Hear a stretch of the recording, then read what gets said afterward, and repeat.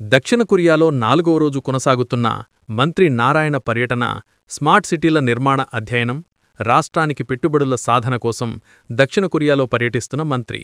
Seoul సమీపంలో జరుగుతున్న smart life week expo 2025ను సందర్శించిన మంత్రి Narayana, CRDA commissioner Kannababu, world smart cities organization, Seoul metropolitan government ఆధ్వర్యంలో 3 రోజుల పాటు జరుగుతున్న ఎక్స్పోని సందర్శించిన మంత్రి, ఫ్యూచర్ సిటీస్లో ఏఐ, ఆర్టిఫిషియల్ ఇంటెలిజెన్స్ థీమ్తో జరుగుతున్న ఎక్స్పో ప్రపంచవ్యాప్తంగా 200 నగరాల నుంచి 300 ప్రముఖ కంపెనీలు, 60,000 మంది హాజరు.